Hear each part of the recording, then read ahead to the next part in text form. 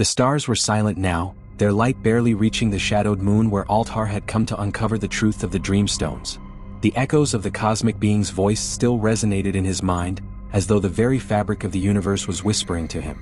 For the first time in his life, Altar felt truly small, a single being caught in the vastness of space, yet he was also part of something greater, something ancient and unfathomable.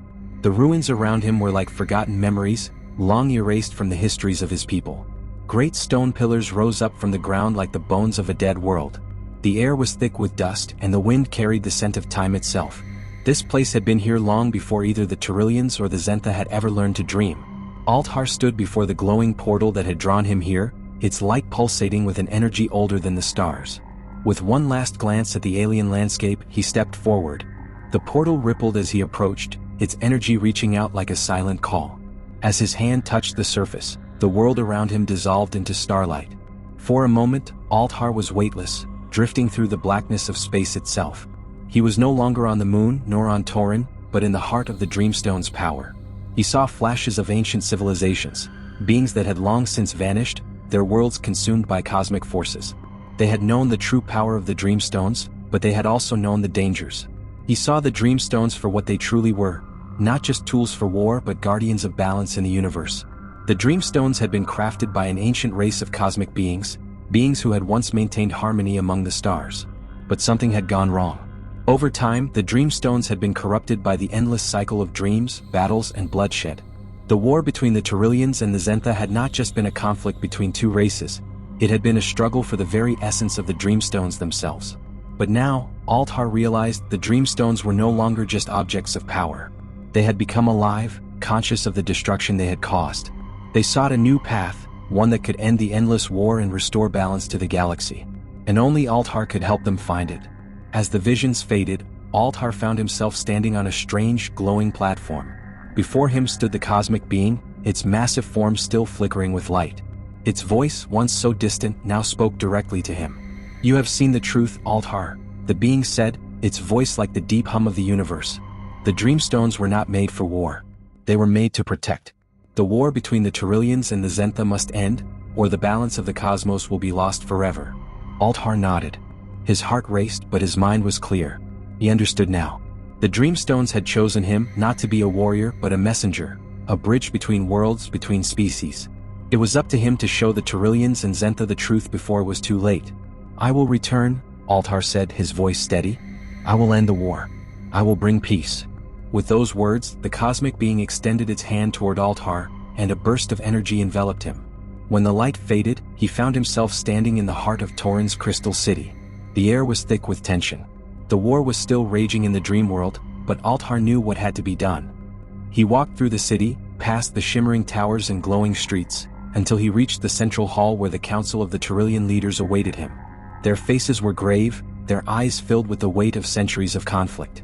They had seen the war drag on, knowing that there was no true victory, but never imagining that the Dreamstones themselves might hold the key to ending it. "I have seen the truth," Altar declared. His voice echoed through the hall. "The Dreamstones were never meant for war. They were meant to protect us, to keep the balance. We must end this conflict before the Dreamstones consume everything." The leaders exchanged uneasy glances. They had always believed that the Zentha were the aggressors, but now Altar was speaking of something much deeper, something that threatened the very foundation of their civilization. "Altar, what you ask is impossible," one of the leaders said. "The war has been fought for centuries. We cannot simply stop." But Altar's eyes burned with conviction. "The Dreamstones are alive. They will choose a new path, but only if we allow it. The cycle must end." With no time to waste, Altar set off for the Zentha homeworld, Zenthros. He knew the journey would be dangerous, but he could feel the pull of the Dreamstone guiding him. The war had to end, and only by uniting the two species in their dreams could that be achieved. As he arrived on Zenthros, the landscape was dark, the storm clouds thick and swirling above. The fiery red sky matched the intensity of the conflict that raged there. But Altar was undeterred. He walked through the storm, his heart pounding with each step. The Zentha were fierce and proud, but he knew they too had been misled. They too had been caught in the cycle of dreams. The Zentha leaders gathered in a great chamber, their eyes suspicious as Altar entered. He could feel the heat of their gaze, the flames of their warriors ready to fight. But he stood firm, his resolve stronger than the fiercest fire. "You have fought this war for too long," Altar said. But the Dreamstones have chosen us both. They are not weapons to be wielded in battle. They are the keys to peace. Together we can end the war and restore balance. The Zentha leader, a towering figure whose skin flickered like an eternal flame, stepped forward. You speak of peace, Tyrillian, but how can we trust you? How can we believe that the Dreamstones have a different purpose? I have seen it, Altar replied, his voice unwavering. The Dreamstones are alive. They have chosen us to bring balance. The war must end or we will all perish. A tense silence hung in the air, but at last the Zentha leader nodded. Then let it end. With those words, Altar and the Zentha leader closed their eyes, their minds reaching out to the Dreamstones. The sky above them flickered, and the dream world began to shift. The battle that had raged for centuries started to unravel, as the Dreamstones began to weave a new path for both species, one of unity, peace, and balance. As Altar awoke, he felt the weight of centuries lift from his shoulders. The war was over. The Dreamstones had fulfilled their true purpose. The galaxy had been given a second chance. And so, Altar became a hero not just of Tyrillians or Zentha, but of all beings across the stars. He had shown them that the greatest battles were not fought in the mind or in dreams, but in the heart, and in the unity of those who dared to dream of a better future. The legend of the Sleeping War lived on, not as a tale of endless battles, but as a story of hope, peace, and the power of awakening.